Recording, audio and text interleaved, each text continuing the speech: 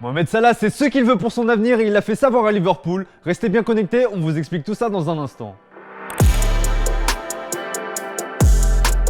Bonjour à toutes et à tous et bienvenue dans ce nouveau JT Foot Mercato. Mohamed Salah se trouve actuellement au Cameroun pour disputer la CAN avec l'Égypte, mais il n'en oublie pas pour autant son club de Liverpool et ce dernier a mis un sacré coup de pression à ses dirigeants.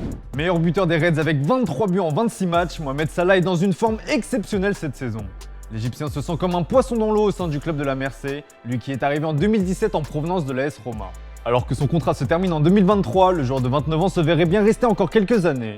Problème, les dirigeants des Reds ne seraient pas très pressés à l'idée de régler ce dossier. Ce qui semble commencer à agacer l'intéressé comme il l'a confié dans une interview au magazine GQ. La décision n'est pas entre mes mains, c'est dans les leurs. Ils savent ce que je veux, je ne demande pas des trucs de fou. Lorsque vous demandez quelque chose et qu'ils vous montrent qu'ils peuvent vous donner quelque chose, ils le font parce qu'ils apprécient ce que vous avez fait pour le club. Cela fait maintenant 5 ans que je suis ici, je connais très bien le club, j'aime les fans, les supporters même, mais avec l'administration, ils ont été informés de la situation. C'est entre leurs mains. Nul doute que le paramètre financier doit faire hésiter en haut lieu, même si selon les dires de Salah, il ne demanderait pas monts et merveilles. A noter qu'il toucherait près de 12 millions d'euros par an actuellement. Un appel en bonne et due forme de la part de l'Égyptien, la balle est donc désormais dans le camp de Liverpool. Que pensez-vous de la sortie de Mohamed Salah? Est-ce que vous comprenez que Liverpool tarde autant à prolonger son meilleur joueur? C'est la question du jour, comme d'habitude on attend vos avis dans les commentaires. Hier on vous demandait votre avis sur la folle rumeur envoyant Cristiano Ronaldo au Barça. Eh bien c'est simple, pour vous c'est totalement impossible.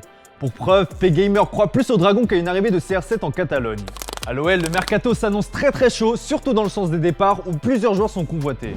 On apprend notamment via Sky Italia que la Juventus souhaiterait contrecarrer les plans des Gaunes. Les Turinois souhaitent enrôler Sardar Azmoun, objectif principal de l'OL pour son secteur offensif. Une première approche a été faite par les dirigeants de la vieille dame, alors qu'il ne manque qu'1 million d'euros à l'OL pour s'aligner sur les 5 millions d'euros demandés par le Zénith, comme nous vous l'avions dévoilé en exclusivité hier sur notre site.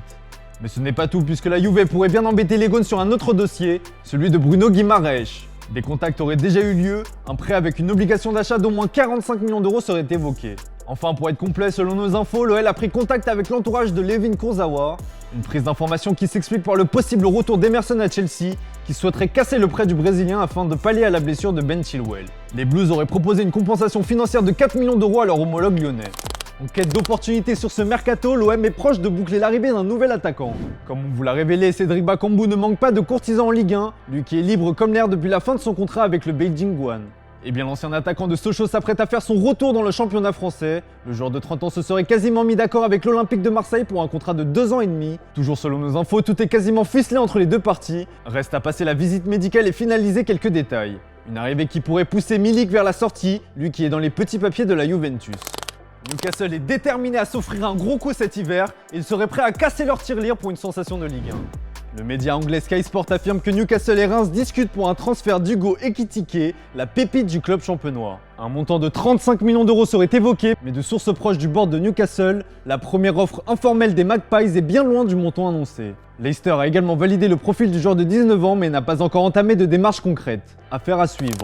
En attendant de savoir si la pépite rémoise s'envolera, le stade de Reims a sorti le chéquier pour un espoir suédois. Jens Kajuste, milieu international suédois, a signé en faveur du 14e de Ligue 1 pour un montant de 10 millions d'euros. Le joueur de 22 ans a signé pour une durée de 4 ans. Kazuyoshi Miura, le joueur professionnel le plus vieux du monde, n'a visiblement toujours pas envie de raccrocher les crampons. À 54 ans, il a signé un nouveau contrat avec un club de 4e division japonaise, les Suzuka Point Gators, un club entraîné par le frère du joueur. Allez, on se quitte avec l'image du jour les amis. Pour ses débuts à la CAN, le Gabon a démarré de la meilleure des manières avec une victoire 1-0 face aux Comores. Une courte mais précieuse victoire qui a été fêtée comme il se doit par Aubameyang, Lemina ou encore Axel Meillet. Positive attitude pour ces derniers qui sont à l'isolement après avoir été testés positifs. Voilà, c'est tout pour aujourd'hui. Merci pour votre fidélité. Bonne soirée à vous. On se retrouve dès demain pour un nouveau JT Foot Mercato.